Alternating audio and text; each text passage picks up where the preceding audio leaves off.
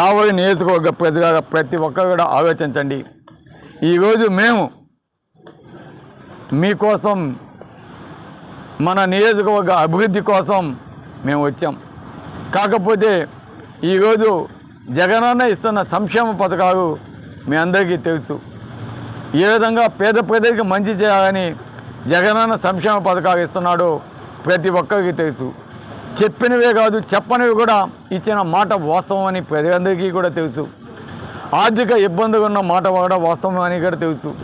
ఈరోజు ఒక కావలి నియోజకవర్గానికి దాదాపు 2500 కోట్ల రూపాయలు డైరెక్ట్ బెనిఫిట్ మా అక్క చెగమ్మలు కావచ్చు, అవ్వాతాతలు కావచ్చు, రైతాంగం కావచ్చు, అదేవిధంగా నాన్ డైరెక్ట్ బెనిఫిట్స్ అంటే సచివాలయాలు కావచ్చు, స్కూల్స్ కావచ్చు, రోడ్స్ కావచ్చు, బ్రిడ్జెస్ కావచ్చు, ఫ్లైఓవర్స్ కావచ్చు, సమ్మర్ స్టోరేజ్ ట్యాంకులు కావచ్చు, పైప్ లైన్స్ కావచ్చు, ఇవన్నీ కూడా ఫిషింగ్ హార్బర్ కావచ్చు, ఇవన్నీ కూడా చేసిన మాట వాస్తవం.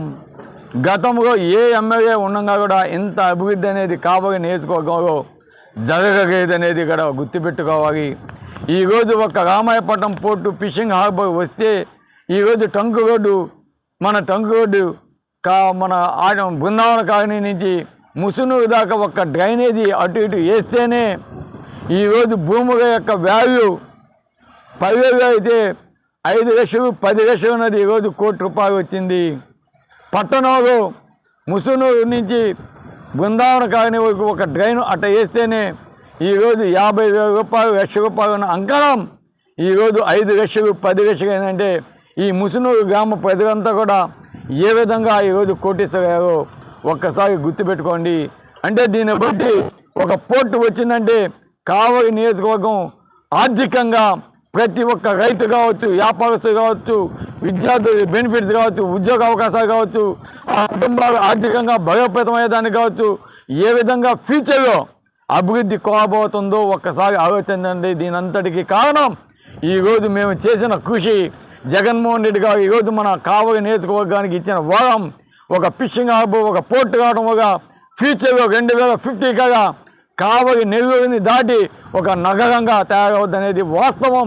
బ్రహ్మంగా చెప్పినట్టు కావలి కనకపట్నం అయ్యేది వాస్తవం అనేది కూడా గుర్తుపెట్టుకో కావలి నియోజకవర్గ ప్రజలు. అందుకే నేను చెప్తున్నాను, మీరు సంస్కారము చూస్తారా, అహంకారాన్ని చూస్తారా, అహంకారాన్ని కావ్యకృష్ణని చూస్తారా? ఒక్కసారి ఆలోచించండి. ఈరోజు జగనన్న లేఅవుట్స్ దాదాపు 25,000 మందికి కావలి నియోజకవర్గంలో ఇవ్వడం వల్ల 25,000 మంది అక్క చెగమ్మలు ఏ విధంగా సొంత ఇల్లు కట్టుకొని ఏ విధంగా సంతోషంగా ఉన్నారో ఒక్కసారి ఆలోచించావా?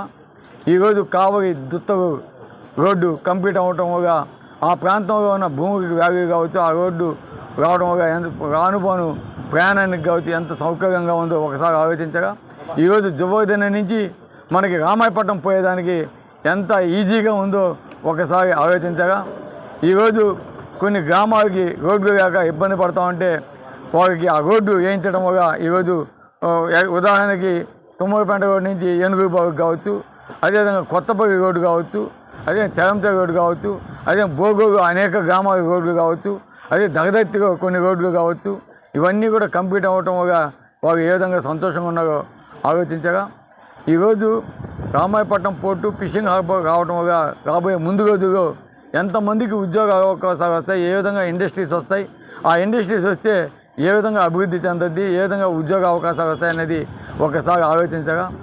ఇవన్నీ కాకుండా మన కావలి నియోజకవర్గం ఫ్యూచర్లో ఒక ఎయిర్పోర్ట్ కూడా రాబోతూ ఉంది. మన విజయసాయి రెడ్డి గారు మనకి ప్రామిస్ చేస్తున్నారు. ఇవన్నీ రావడం వల్ల కావలి నియోజకవర్గం ఫ్యూచర్గా ఒక పెద్ద నగరంగా తయారవబోతుందని కూడా మీ అందరికీ తెలియజేస్తున్నాను. అవే కాకుండా హాస్పిటల్ బ్రహ్మాండంగా కట్టించాము. ఏ గ్రామానికి పోయినా, ఏ వార్డుకు పోయినా ఒక మంచి స్కూల్స్, గతంలో నువ్వు చదువుకున్న స్కూల్స్ ఏ విధంగా ఉందో తెలుసా నీకు? గవర్నమెంట్ స్కూల్ చదివావు, నువ్వు చదివావా? ఆడేమైనా బాత్రూమ్స్ ఉన్నాయా, బెంచెస్ ఉన్నాయా, ఫ్యాన్స్ ఉన్నాయా, గైడ్స్ ఉన్నాయా, డిజిటల్ బోర్డ్స్ ఉన్నాయా? ఏమి లేవు. కానీ ఈరోజు జగనన్న అవన్నీ పెట్టడమే కాకుండా వారికి ప్యాడ్స్ అవన్నీ కూడా ఇచ్చి బైజూస్ పెట్టి ఇగో సిబిఎస్ఈ సిలబస్ పెట్టి ఇంగ్లీష్ మీడియం పెట్టి మన పిల్లలు ఏ విధంగా చదువుకుంటున్నారో ఒకసారి చూడు. అదేవిధంగా గ్రామాల్లో ఈరోజు సచివాలయాలు చూడు, ఆర్బీకే సెంటర్ చూడు, హెల్త్ సెంటర్ చూడు. ఇన్ని చేస్తే ఈరోజు కావలి నియోజకవర్గానికి ఏం చేసామని తెలుగుదేశం అడుగుతున్నానంటే వాళ్ళకి గుడ్డువాగా వాళ్ళకి పచ్చకామలు వచ్చినాయా అని నేను అడుగుతా ఉన్నా. చెప్పండి.